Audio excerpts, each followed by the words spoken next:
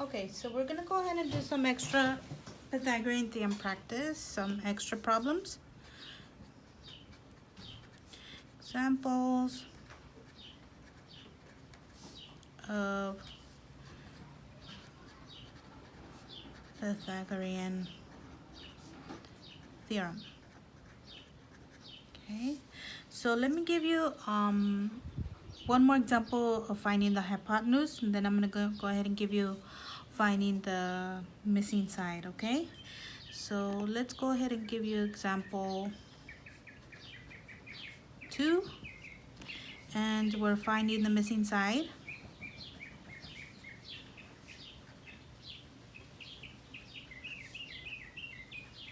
Okay, and if you're given here a triangle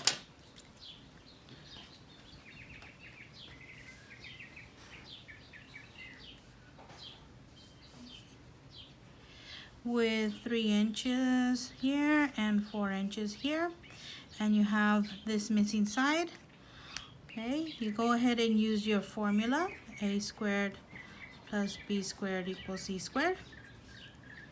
You'll go ahead and want to substitute first your numbers into the formula.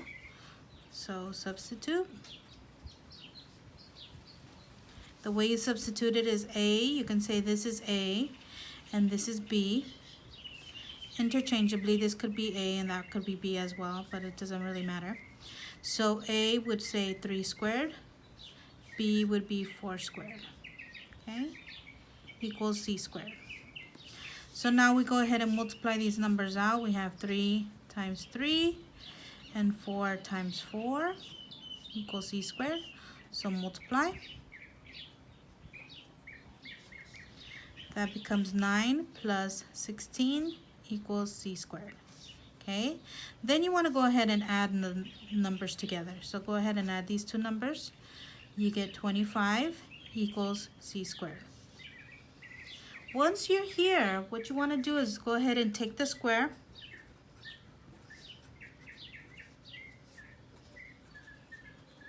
So in taking the square, which means I'll also use my square root, break these numbers out, 5 times 5 and c times c, and take the square root of those, okay? Remember, when you're taking the square, you're taking the pairs. So take a pair of 5 out and take a pair of c out. You now have c equals 5, which means the missing side here is 5 inches, okay? Also known as the hypotenuse.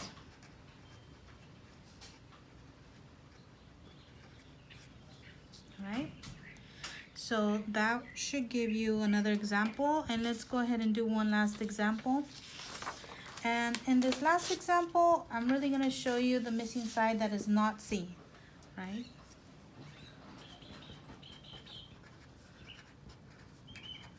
So let's say I gave you finding the missing side.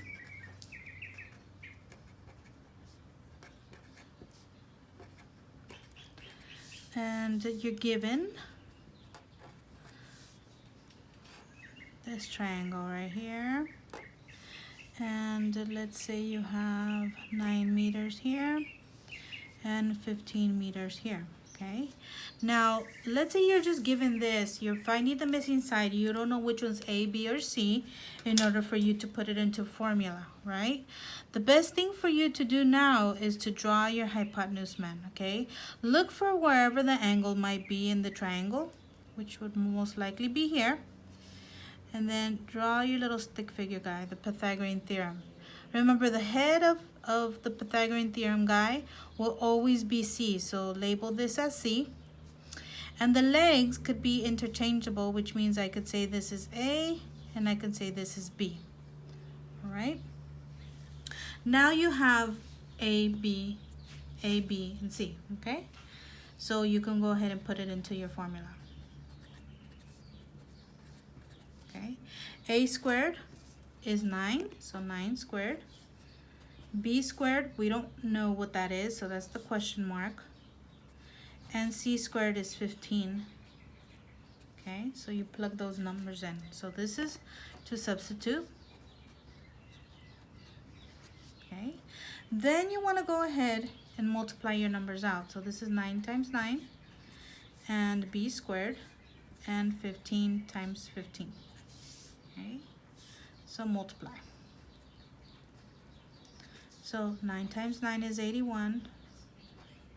And then here, 15 times 15 is 225. Right?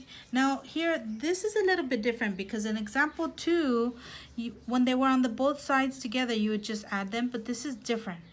So here, it's like solving for a one-step equation. We want to go ahead and subtract 81 to both sides. Okay? You want to isolate the variable.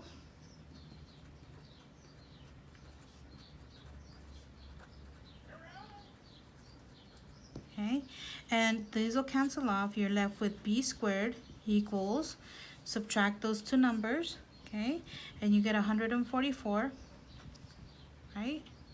And then you want to take the square. So now we take the square, which means you put down your square root, okay? Once you take the square root of those, remember you're multiplying them out. Here's b times b, and this will be 12 times 12, okay? And all in the square root. Your final answer, when you take them out as pairs, is b equals 12. And the units would be meters. So if you go back over here, b equals 12 meters. So now you've calculated your entire Pythagorean theorem formula. All right, you've known that if you were to get this, you add them up, you get that it does equal the Pythagorean theorem. Now the question is, does it all equal what it should equal? Okay, which means are the sides equal to each other, right? So this last step is, now is this truly a right triangle?